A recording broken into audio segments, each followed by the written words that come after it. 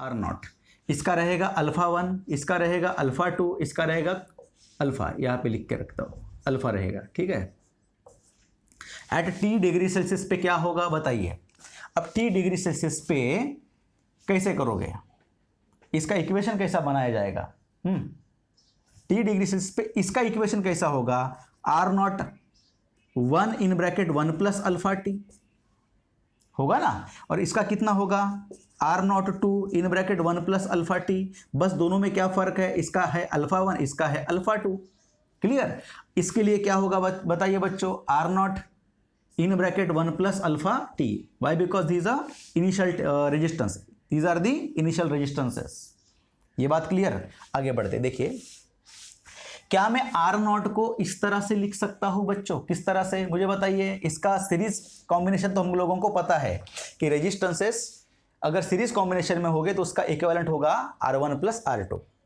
अगर parallel combination में होता है तो सबको पता है 1 upon R equivalent which is equal to 1 upon R1 plus 1 upon R2। इस तरह से हम लोग इसको सॉल्व करते हैं। 1 अपॉन आर नॉट भी इक्वल्स टू, हाँ बताइए, क्रॉस मल्टीप्लाई कर लिए तो क्या बनेगा? R1 plus R2 bye R1 into R2। इसको उल्टा कर दिए तो R नॉट की वैल्यू कितनी बनेगी? R1 plus R not R1 R2 upon R1 R2। बस इसको ओ लगा दीजिए क्योंकि हम लोगों ने उसका नाम ही वैसे दिया है। किसी को कोई दिक्कत? नहीं दिक्कत। चलो आगे बढ़ते हैं। अब जबकि इन दोनों को क्या किया हम लोगों ने? पैरेलल कॉम्बिनेशन में लगाया है।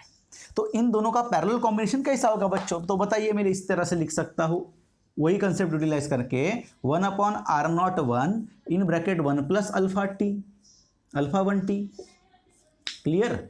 Plus 1 upon R not 2 in bracket 1 plus alpha 2 t. यहां तक समझ में आई बात?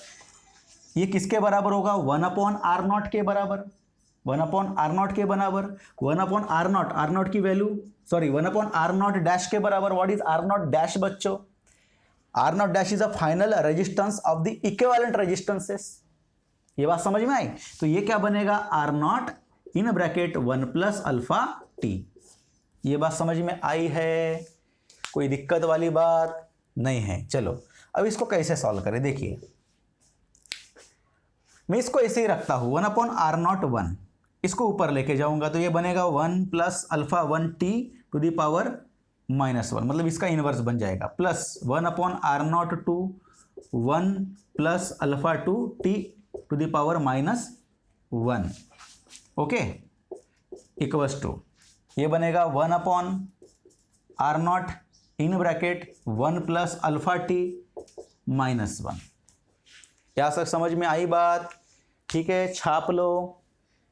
इसको साइड में ऊपर सॉल्व करते हैं। रब कर सकता हूं मैं, किसी को कोई दिक्कत है?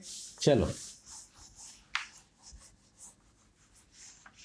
आगे बढ़ते हैं। देखिए, सो देयरफॉर इसको सॉल्व कैसे करें? 1 अपॉन आर नॉट 1, इसको एक्सपांशन कैसे करते हैं सबको पता होना चाहिए, binomial expansion.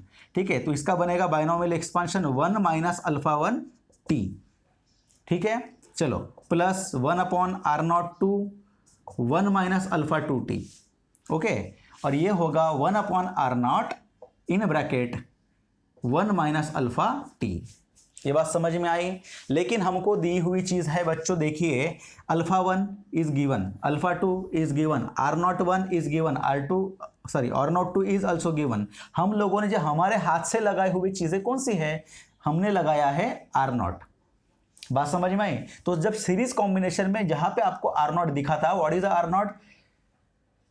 Equivalent resistance of series combination. उसी तरह से ये हमारा क्या होगा? Equivalent resistance of parallel combination. तो इसको हम लोगों को कन्वर्ट करना है किसमें?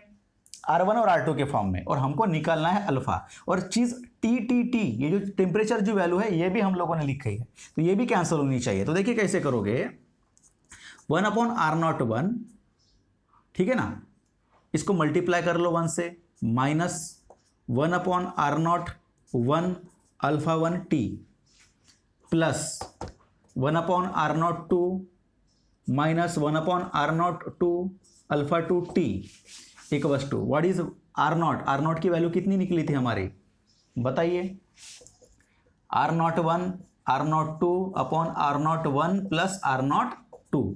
अगर ये वैल्यू यहाँ पे रखता हूँ तो मुझे बताइए इसके उल्टा होगा, या फिर मैं ऐसे भी बोल सकता हूँ 1/r0 क्या होगा value, r01 plus r02 divided by r01 into r02। तो क्या मैं ऐसे लिख सकता हूँ 1/r0 की वैल्यू, बताइए क्या होगा, r01 plus r02 upon r01 into r02 इन ब्रैकेट 1 माइनस अल्फा t। दिक्कत, नो दिक्कत। चलो आगे बढ़ते हैं। सो देयरफॉर क्या होगा बच्चों, बताइए कौन सी चीज़ें कैंसिल होगी, कुछ बता सकते हो। चलो आगे बढ़ते हैं। देखिए मैं एक काम करता हूँ 1/r01 minus 1/r01 alpha T plus 1/r02 minus 1/r02 alpha 2t equals to, इसको ऐसे सॉल्व कर सकते। देखिए ये चीज़ तो हमारी कॉमन है, r01 divided by r01 r02 क्या होगा, इस इन दोनों में से r01 r01 ये क्या होगा, कैंसिल होगा। ठीक है, तो बचती हुई चीज़ कौन सी हमारी 1/r02 into 1 minus alpha T. बात समझ में आ रही ना। ठीक है, इसको अगर डिवाइड करूँ तो ये बनेगा, प्लस है इसमें से तो प्लस लिखना पड़ेगा, r02 कैंसिल होगा 1/r01 और ये हमारी कॉमन चीज़ 1/अल्फा टी। ओके, अब देखते हैं कुछ कैंसिल होता है, कुछ भी कैंसिल नहीं होती है। तो यहाँ पे 1/r01 minus 1/r01 alpha 1 T plus 1/r02 minus 1/r02 alpha 2 T equals to, multiply कर लो 1/r02 minus 1/r02 alpha T plus 1/r01 minus 1/r01 alpha T. अब देखिए ये चीज़ें कैंसिल होने लगी। ठीक है, और 1/r01 r02 कैंसिल हो गए। ठीक है, चलिए आगे बढ़ते हैं बच्चों। ठीक है, सभी को माइनस साइन लगा, इसको माइनस है माइनस है माइनस है माइनस है, तो सभी पर प्लस हो गए। ठीक है, अब हमको निकालना है बच्चों अल्फा। तो हम लोगों ने क्या किया, यहाँ से टी कॉमन निकाला, तो बताइए क्या बनेगा। ये बना, देखो सबके माइनस कैंसिल हो गए, सब प्लस में कन्वर्ट हो गए बच्चों, क्योंकि सारे के सारे माइनस बचे हैं।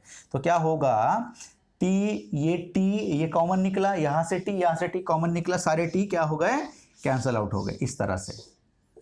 ओके, अब बचती है चीज कौन सी, 1/r01 अल्फा 1 प्लस, माइनस लेना नहीं क्योंकि माइनस के सारे कन्वर्ट हो गए, 1/r02 अल्फा 2 इक्वस टू, हाँ वहाँ का बताइए, अल्फा भी कॉमन निकला, 1/r01 प्लस 1/r02 और ये कॉमन निकला हमारा अल्फा।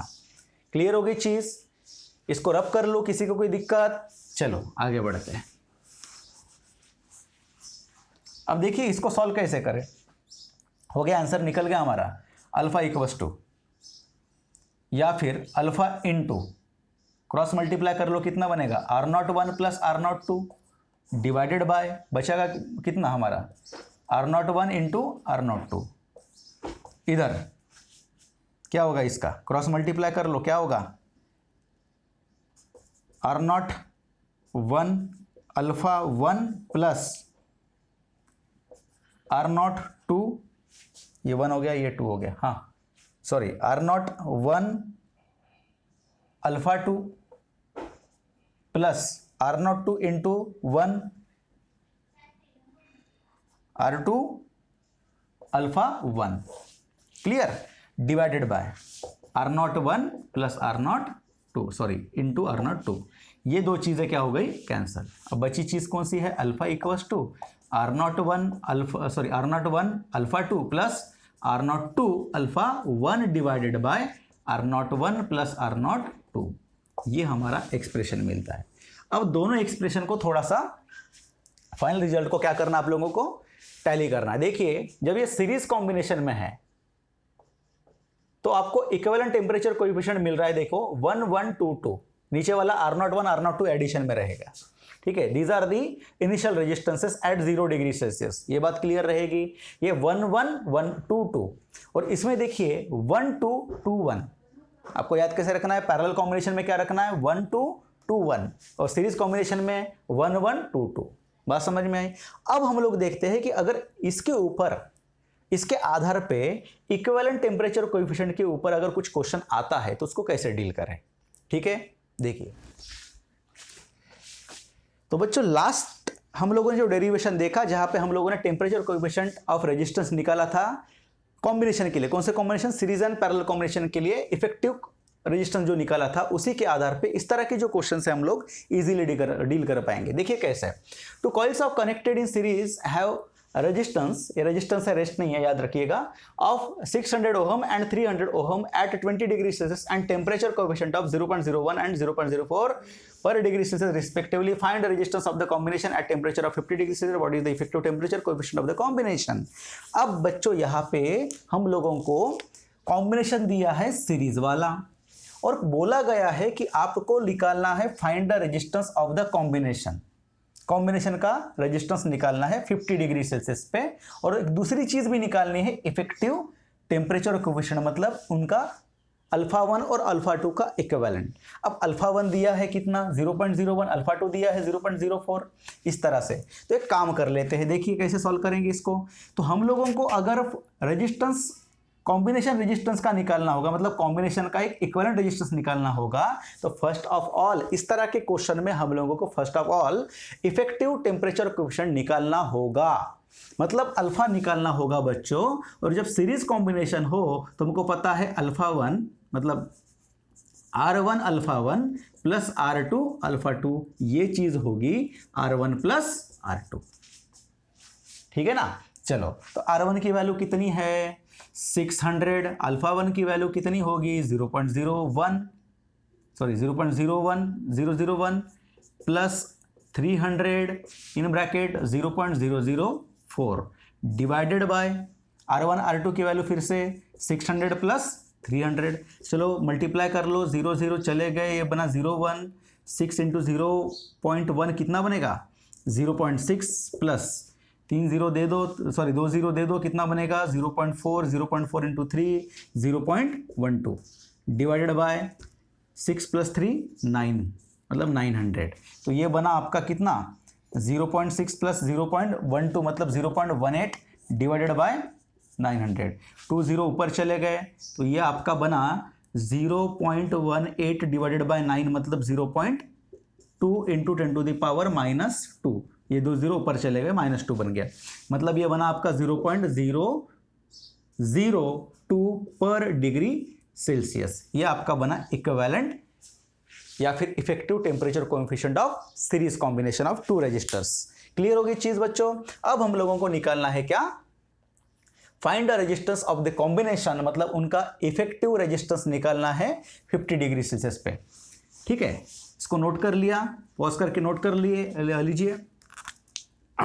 तो देखिए मान के चलो कि RT, what is the RT, RT is nothing but effective resistance होगा, इक्विवेलेंट होगा, इक्वस टू, ठीक है, ये होगा R1 या फिर मैं बोलता हूं इसको RT is final resistance, R dash is initial resistance, या फिर मैं इसको लिख रहा हूं R इनिशियल इन bracket 1 plus alpha delta T।